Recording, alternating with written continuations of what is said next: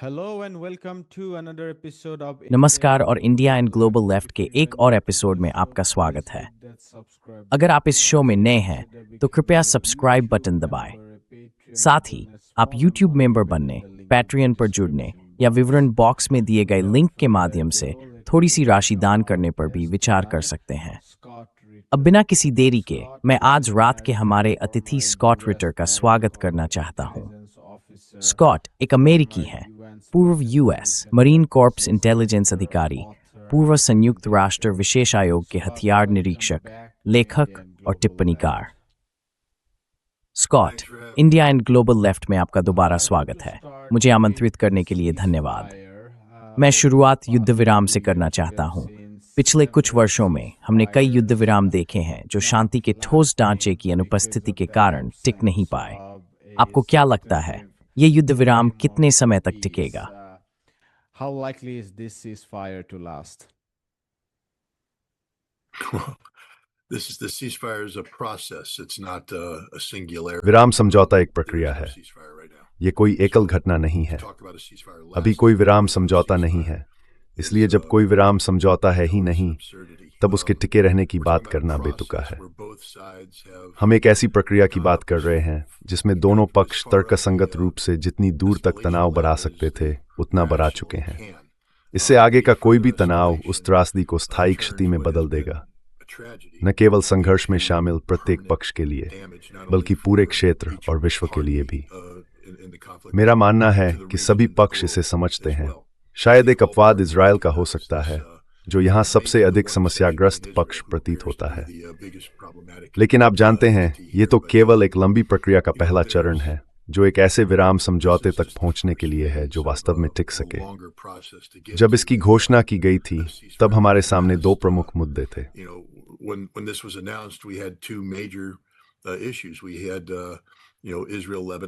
हमारे पास, आप जानते हैं, इजराइल लेबनान की स्थिति थी, और हमारे पास संयुक्त अरब अमीरात था, जिसने ये तय किया कि वे, आप जानते हैं, ईरान के साथ अपना खुद का युद्ध शुरू करना चाहते हैं। जाहिर तौर पर ये अनसुलझे मुद्दे हैं जिन्हें इन्हें सुलझाना होगा इससे पहले कि आप युद्ध विराम कर सकें। और फिर से, युद्ध विराम वास्तव में तब तक नहीं होगा जब तक अंतिम परिणाम पर कोई समझौता नहीं हो जाता। युद्ध विराम के बारे में बात करना मुश्किल है जब ईरान 10 सूत्रीय शांति योजना प्रस्तुत करता है, संयुक्त राज्य अमेरिका 15 सूत्रीय शांति योजना प्रस्तुत करता है। दोनों पक्ष सहमत होते हैं कि वे बैठकर 2 सप्ताह की अवधि में इसे सुलझाएंगे, और फिर संयुक्त राज्य अमेरिका शुरू में ही ईरानी प्रस्ताव को खारिज कर देता है। कोई युद्ध विराम नहीं, तो अभी कोई युद्ध विराम नहीं है। युद्ध विराम की आवश्यकता है, और शायद युद्ध विराम की इच्छा भी है, लेकिन इस समय कोई युद्ध विराम नहीं है।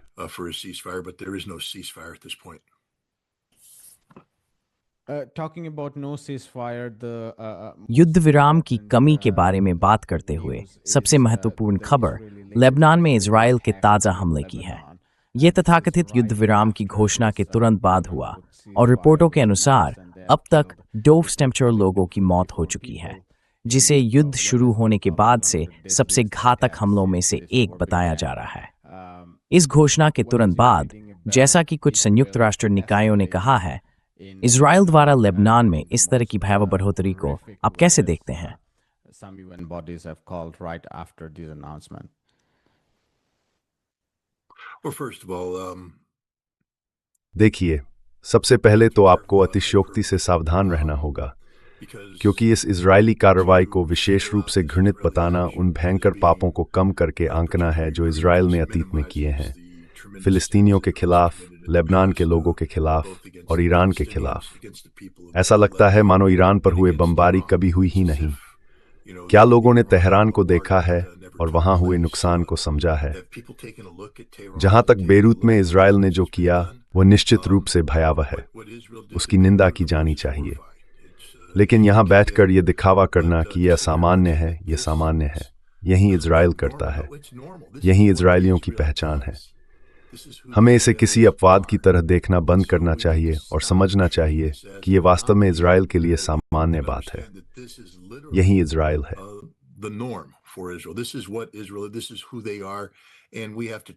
यही उनकी असलियत है, और हमें उनके साथ उसी के अनुसार व्यवहार करना होगा। आप जानते हैं, इजरायली शांति नहीं चाहते, वे शांति रख ही नहीं सकते। बेंजामिन नेतन्याहू ऐसे माहौल में काम नहीं कर सकते जहां हर जगह शांति स्थापित हो चुकी हो, क्योंकि तब उनकी वैधता पर पकड़ खत्म हो जाएगी। वे केवल एक राष्ट्रीय सुरक्षा नेता के रूप में ही अस्तित्व में हैं। उन्हें संकट चाहिए, उन्हें अराजक चाहिए, उन्हें संघर्ष चाहिए। अपनी व्यक्तिगत राजनीतिक विरासत को बनाए रखने के लिए उन्हें युद्ध चाहिए, और वही वे कर रहे हैं। वे शांति नहीं चाहते। इजराइल शांति नहीं चाहता, इसलिए शांति उस पर थोपी जाएगी। अब सवाल यह है कि संयुक्त राज्य अमेरिका वास्तव में शांति कितना चाहता है, और वह इजराइल पर दबाव डालने के लिए क्या करने को तैयार है ताकि वह शांति हासिल की जा सके। और आप जानते हैं, यही वह जगह है जहां राष्ट्रपति ट्रंप को निर्णय लेना होगा।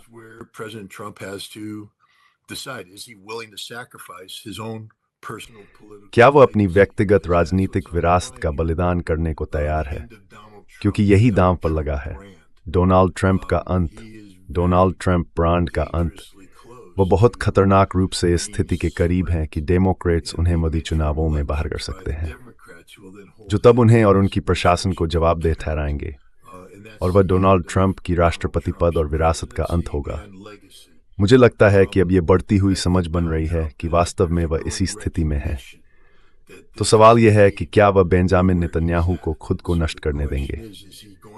मेरा मानना है कि इसका जवाब नहीं है, लेकिन जैसा कि मैंने पहले कहा, यह एक प्रक्रिया है और हमें उस प्रक्रिया को आगे बढ़ने देना होगा।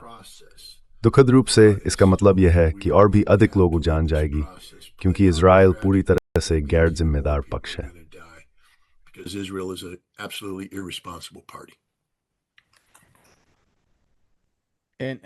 और जब आप कहते हैं कि वो मूव फॉरवर्ड, तो क्या आपका मतलब सिर्फ लेबनान में है या पूरे क्षेत्र में?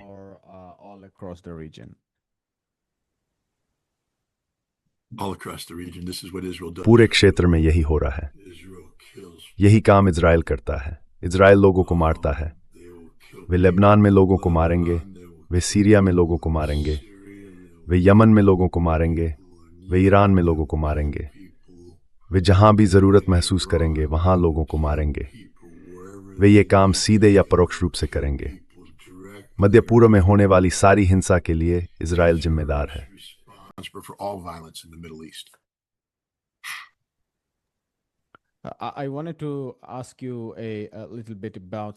मैं आपसे इस्लामाबाद में होने वाली चर्चा के कुछ बिंदुओं के बारे में पूछना चाहता था। मेरा ख्याल है शनिवार को, कुछ रिपोर्टें शुक्रवार कहती हैं, कुछ शनिवार। मुझे इस बारे में पक्का नहीं पता। मैं खास तौर पर आपसे ईरान की मांगों के बारे में पूछना चाहता हूँ। संबद्धीकरण, प्रतिबंधों की समाप्ति और अमेरिकी सैन्य ठिकानों को हटाने के संबंध में। डोनाल्ड ट्रंप ने कहा कि वे अमेरिकी सैनिकों को बहुत पास रखेंगे, और अगर ईरान अमेरिकी मांगों को नींदता तो वे फिर से हमला करेंगे। आप इन शर्तों बैन में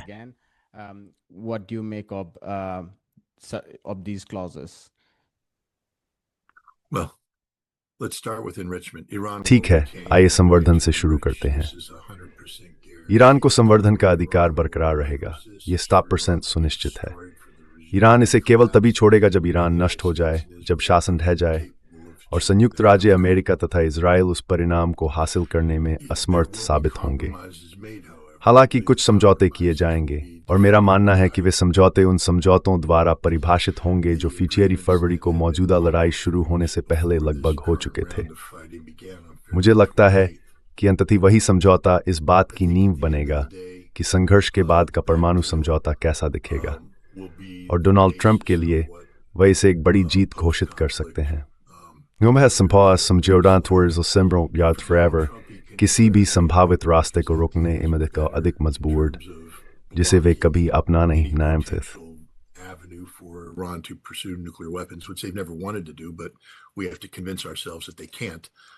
हमें खुद को ये यकीन दिलाना होगा कि वे ऐसा नहीं कर सकते। ये समझौता उसे रोकता है। जेसीपीओ ने ऐसा नहीं किया था, तो डोनाल्ड ट्रंप कह सकते हैं, मेरे पास एक बेहतर समझौता है। मैंने तुम्हें एक बेहतर समझौते का वादा किया था, मैंने तुम्हें एक बेहतर समझौता दिया। मुझे लगता है कि ये मुद्दा चर्चा में रहेगा। यही वह जगह है जहां संयुक्त राज्य अमेरिका को इजराइल से कहना होगा, तुम्हें अब वास्तविकता स्वीकार करनी होगी। तो बात यह है, प्रतिबंध हटा दिए जाएंगे, पूरी तरह से हटा दिए जाएंगे, सुरक्षा परिषद के प्रस्ताव मिटा दिए जाएंगे, आईए बोर्ड ऑफ डायरेक्टर्स की सूचनाएं वगैरह सब साफ कर दी जाएंगी। ईरान के पास एक साफ स्लेट होगी। यह लगभग एक गारंटी की तरह है। अमेरिकी ठिकाने, खैर, अगर मैं ईरानी होता तो मैं इस पर ज्यादा जोर नहीं देता। See your Prodi 4. Nurazin Amaus Esi Pirbagis Timinhin. The United States is in retrograde mode as it is. The bases no longer have justification. वे ठिकाने अब उन क्षेत्रों में उचित नहीं ठहरते जहां ईरान का प्रत्यक्ष नियंत्रण नहीं है। संयुक्त राज्य अमेरिका पहले से ही सीरिया और इराक से निकलना शुरू कर चुका है। कुछ देश जैसे कतर ने संकेत दिया है कि संयुक्त राज्य अमेरिका का दोबारा स्वागत नहीं किया जाएगा।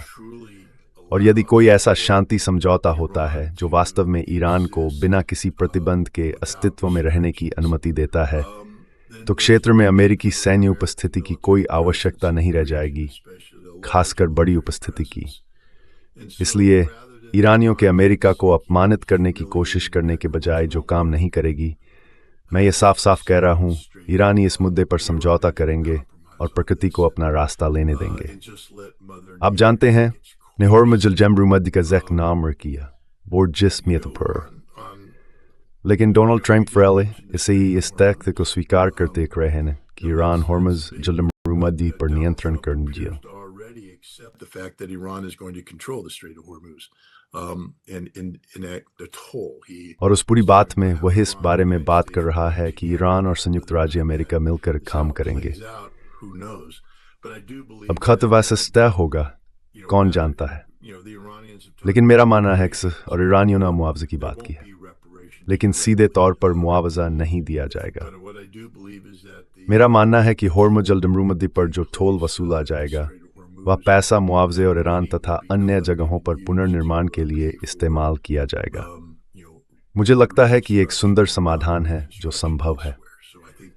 आप जानते हैं, संयुक्त राज्य अमेरिका ने कुछ ऐसी मांगें रखी थीं जो बिल्कुल भी यथार्थवादी नहीं थीं। उन मांगों को पूरा करने के लिए आपको युद्ध जीतना पड़ता, और संयुक्त राज्य अमेरिका ने निश्चित रूप से ये युद्ध नहीं जीता।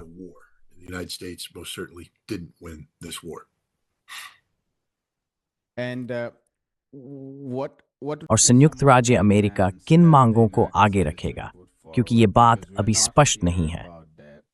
व्हाइट हाउस के अधिकारी जैसे कि कैरोलिन लेविट ने कहा है कि मीडिया में जो बातें चल रही हैं वे वास्तव में वे बिंदु नहीं हैं जिन्हें वे आगे बढ़ा रहे हैं। इस पर काफ़ी अटकलें लगाई जा रही हैं। अगर आप बता सकें तो हमें ये समझाएं कि अमेरिका किन बातों को आगे रख सकता है। Give us your sense of what the US would be pushing forward. Well, the two big ones are खैर, दो बड़ी शर्तें हैं, कोई परमाणु संवर्धन नहीं और कोई मिसाइल कार्यक्रम नहीं, जिसका मतलब है कि यह होने वाला नहीं है। ये चीजें नहीं होंगी। क्या ईरान अपनी मिसाइलों पर किसी तरह की सीमा लगाने के लिए तैयार होगा?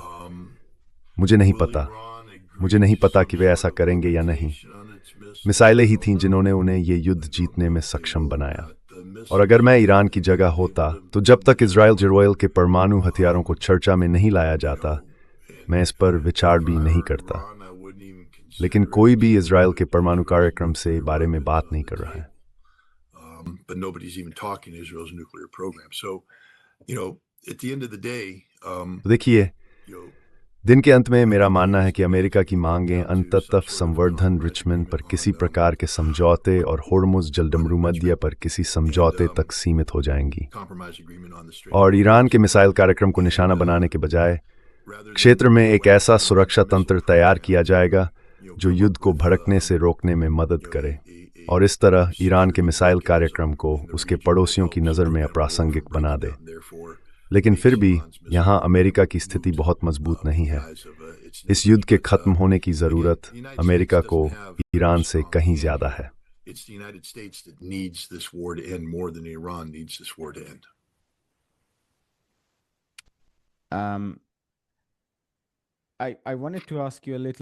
मैं आपसे ये पूछना चाहता था कि अब तक इस युद्ध के परिणाम को आप कैसे वर्णित करेंगे?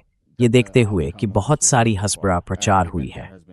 अगर आप हमें सैन्य दृष्टि से थोड़ी स्पष्टता दे सकें, इन थोड़े दिनों में ईरान का प्रदर्शन कैसा रहा, ये जानना उपयोगी होगा, क्योंकि अगर युद्ध फिर से शुरू होता है तो पिछले थोड़े दिनों में सैन्य रूप से क्या हुआ है, ये समझना महत्वपूर्ण हो सकता है।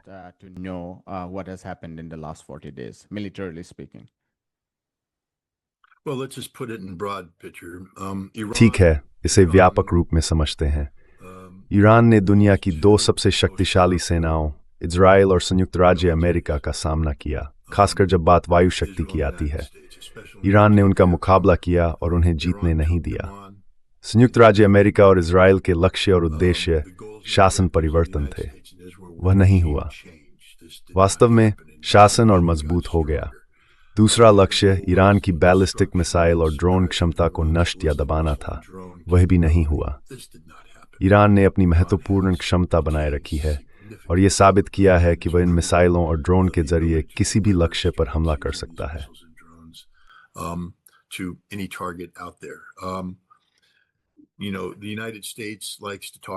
देखिए, संयुक्त राज्य अमेरिका अक्सर ईरानी नौसेना को नष्ट करने की बात करता है, लेकिन मैं ये बताना चाहता हूं कि कल ही ईरानी नौसेना ने होर्मुज जलडमरू मध्य में बारूदी सुरंगें बिछा दी, जिससे वह मार्ग बंद हो गया। तो साफ है कि ईरानी नौसेना नष्ट नहीं हुई है। वास्तव में मेरा नहीं मानना कि हमने खाली इमारतों के अलावा बहुत कुछ नष्ट किया है, क्योंकि हम इस युद्ध में बिना पूरी तरह समझे या ये जाने गए कि ईरान ने अपनी रक्षा व्यवस्था कैसे संगठित की है। 31 स्वायत्त सैन्य जिले, जिनमें से प्रत्येक अन्य से अलग होकर भी लड़ाई जारी रखने में सक्षम है। इसलिए हम वास्तव में कभी इस वास्तविकता को समझ ही नहीं पाए।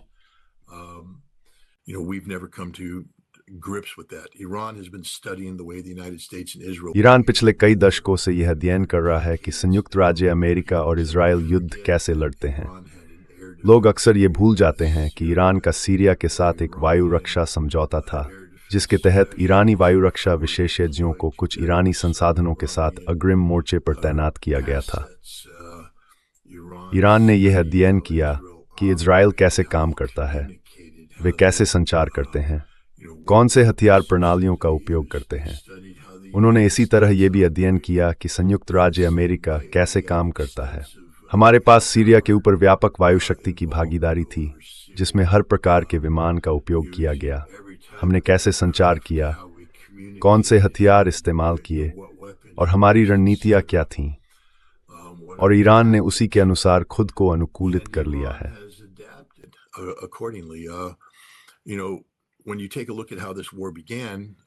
जब आप देखते हैं कि ये युद्ध कैसे शुरू हुआ, तो प्रचार ये था कि संयुक्त राज्य अमेरिका और इजराइल ने ईरान की वायु रक्षा प्रणालियों को पूरी तरह नष्ट कर दिया, उन्हें मिटा दिया।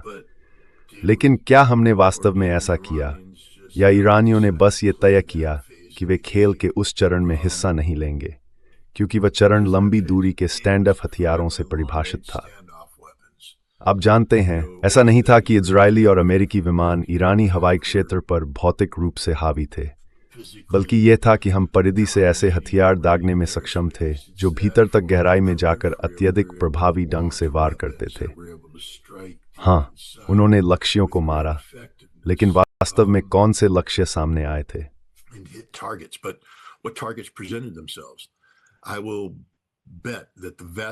मुझे यकीन है कि संयुक्त राज्य अमेरिका और इजराइल द्वारा निशाना बनाए गए अधिकांश वायु रक्षा से संबंधित लक्ष्य असली नहीं, बल्कि छलावे वाले लक्ष्य थे। असली प्रणालियां वास्तव में कहीं छिपे ठिकानों या बंकरों में छिपी हुई थीं। और हमने देखा कि जब संयुक्त राज्य अमेरिका और इजराइल ने अपने स्टैंड ऑफ हथियारों का भंडार घटाना शुरू किया, तो ईरान ने अपनी वायु रक्षा प्रणाली को फिर से स्थापित करना शुरू किया, नई रणनीतियों और क्षमताओं का उपयोग करते हुए। सामान्य वायु रक्षा संचालन मॉडल, जो रडार पर केंद्रित युद्ध होता है, के बजाय ईरान ने इंफ्रारेड और इलेक्ट्रो ऑप्टिकल खोज तकनीकों के साथ प्रवेश किया। रणनीति बदल दी, सब कुछ बदल दिया।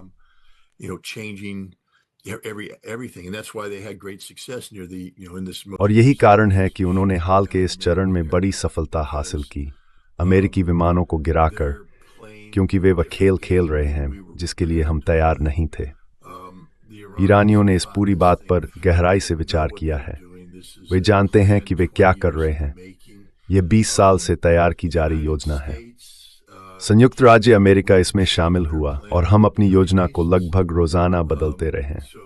तो इससे तुरंत पता चल जाता है कि कौन जीत रहा है और कौन हार रहा है। ईरानी पूरे समय एक समान रहे हैं। वे जानते हैं कि उन्हें कहां पहुंचना है। वे जानते हैं कि उन्हें क्या हासिल करना है। वहीं संयुक्त राज्य अमेरिका है जो जीत के मापदंड सैन्य ढांचे प्राथमिक ग्रेड और ये उस ये उस पक्ष का संकेत है जो हताश है।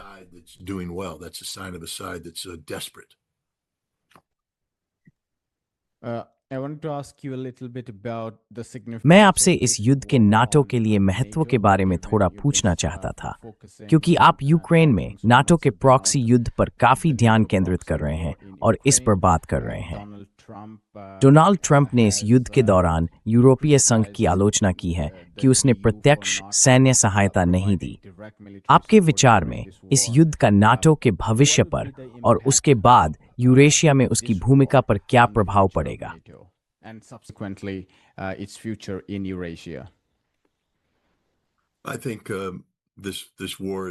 मेरा मानना है कि ये युद्ध नाटो की व्यवहार्यता के संदर्भ में ऊंट की कमर तोड़ने वाला तिनका साबित हुआ है।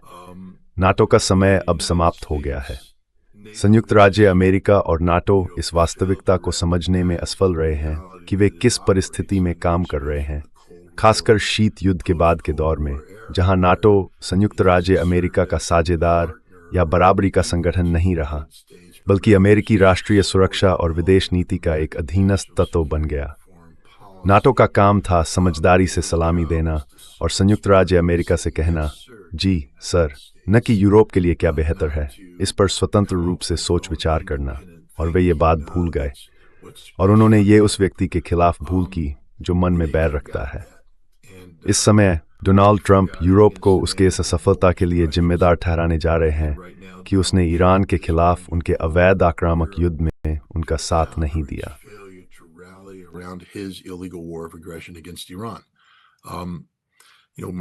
तुम जानते हो, कल रात मार्को रूबियो ने यूरोप से दाऊद सैनिकों को हटाने की बात की। बस यही है, सब खत्म। उन्होंने कहा कि हम उन देशों की रक्षा के लिए नहीं आएंगे जिन्होंने हमारी मदद नहीं की। तो अब अनुच्छेद 5 भी गया। जब मार्क रुटे महासचिव बने तो मैंने कहा था कि वे नाटो के आखिरी महासचिव होंगे, और मुझे लगता है कि तथ्य ये साबित करेंगे कि वे वास्तव में नाटो के आखिरी महासचिव होंगे। नाटो का अंत हो गया है, वे खत्म हो चुके हैं। मुझे नहीं पता झंडा नीचे आने और मुख्यालय बंद होने में कितना समय लगेगा। अगर नाटो 1 साल बाद भी मौजूद रहता है तो वह सिर्फ नाम के लिए रहेगा, क्योंकि जब संयुक्त राज्य अमेरिका नाटो की संरचना का हिस्सा नहीं रहेगा तो वो संरचना किसी गंभीर काम के लायक नहीं रहेगी।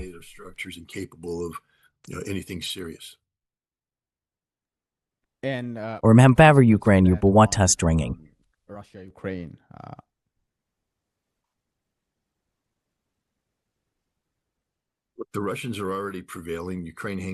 रूसी पहले से ही बढ़त बनाए हुए हैं। यूक्रेन किसी तरह मुश्किल से टिके हुए है। रूस के खिलाफ यूक्रेन की प्रतिरोध क्षमता का बड़ा हिस्सा यूरोप से मिल रही सहायता पर निर्भर है। लेकिन आप जानते हैं, यूरोपीय रुख हमेशा सुरक्षा गारंटियों पर आधारित होता है जो नाटो और उसके अस्तित्व से जुड़ी होती हैं, खासकर सामूहिक आत्मरक्षा के पहलू में। नाटो सख्त रुख अपना सकता है अगर उन्हें विश्वास हो कि रूस एक या अधिक सदस्य देशों पर हमला करता है तो पूरा गठबंधन उनकी रक्षा के लिए आगे आएगा। यह एक तरह का प्रतिरोध है। लेकिन जब संयुक्त राज्य अमेरिका पीछे हट जाता है तो नाटो वह क्षमता खो देता है।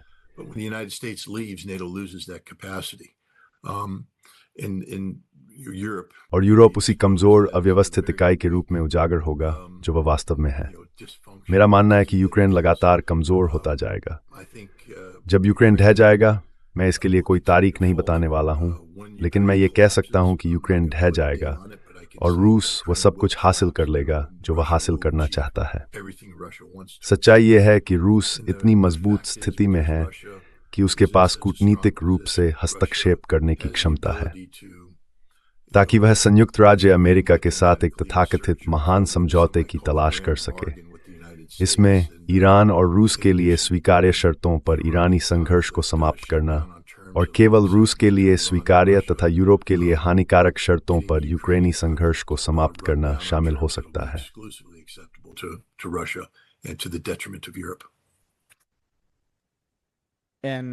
क्या अंततः यूरोपियों रूस के साथ शांति स्थापित करने के लिए मदद किया जाना चाहिए?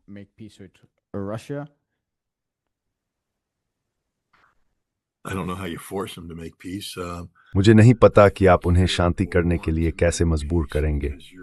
मेरा मानना है कि यूरोप शांति करना चाहेगा क्योंकि उसके पास ऐसा करने के अलावा कोई विकल्प नहीं होगा, खासकर जब संयुक्त राज्य अमेरिका सामूहिक सुरक्षा ढांचे से अलग हो जाएगा।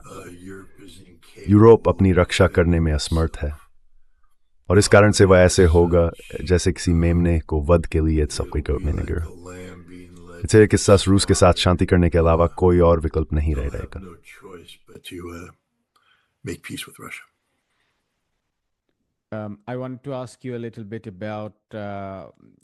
मैं आपसे क्यूबा के बारे में थोड़ा पूछना चाहता हूँ। कुछ विश्लेषणों में ये सुझाव दिया गया है कि वेनेजुएला और ईरान के बाद क्यूबा अगला हो सकता है, क्योंकि कई क्यूबाई विश्लेषकों के अनुसार मार्को रूबियो का जीवन मिशन क्यूबा सरकार को गिराना है। आपके आकलन में क्यूबा पर सीधे युद्ध की कितनी संभावना है?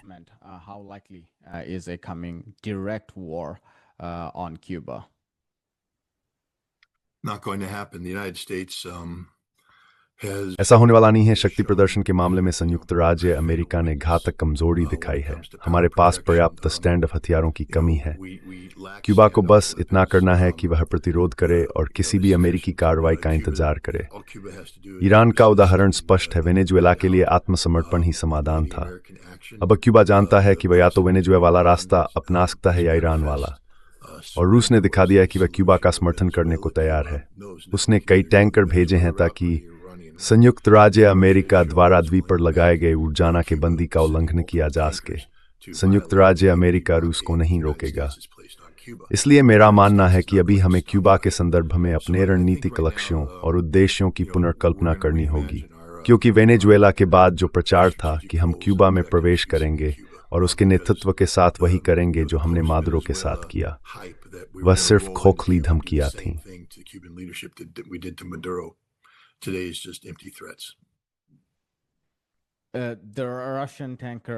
रूसी टैंकर अपने तेल के साथ क्यूबा पहुंच गया और इसके बारे में रिपोर्टें भी आईं।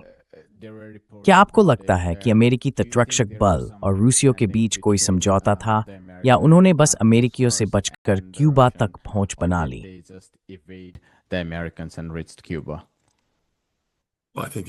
मुझे लगता है कि एक समझ बनी हुई थी।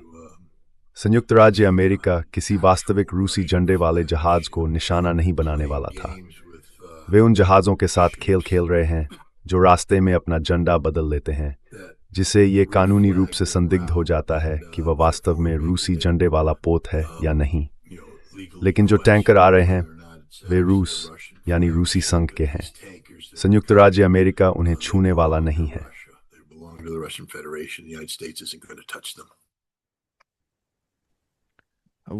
हम यहीं पर बात समाप्त करते हैं। स्कॉट, आपके समय के लिए बहुत बहुत धन्यवाद। अच्छा, मुझे आमंत्रित करने के लिए आपका बहुत धन्यवाद। नमस्ते, मेरा नाम आयुष्मान है। मैंने मुदियार ज्योतिष्मान के साथ मिलकर इस प्लेटफॉर्म की शुरुआत की है। पिछले 2 वर्षों में हमने वामपंथी और प्रगतिशील शक्तियों के लिए सामग्री तैयार करने की कोशिश की है। अब तक हमने अर्थशास्त्रियों, इतिहासकारों, राजनीतिक विश्लेषकों और कार्यकर्ताओं का साक्षात्कार लिया है। अगर आपको हमारी सामग्री पसंद आई है और आप चाहते हैं कि हम वामपंथ के लिए एक अभिलेखागार तैयार करें, तो मेरे पास आपके लिए 2 अनुरोध हैं। कृपया इस उद्देश्य के लिए दान करने पर विचार करें। लिंक नीचे विवरण में दिया गया है। और अगर आप ऐसा नहीं कर सकते तो बुरा मत मानिए। आप हमेशा हमारे वीडियो को अपने साथियों के साथ लाइक और शेयर कर सकते हैं। अंत में सब्सक्राइब बटन दबाना न भूलें। Finally, don't forget to hit the subscribe button.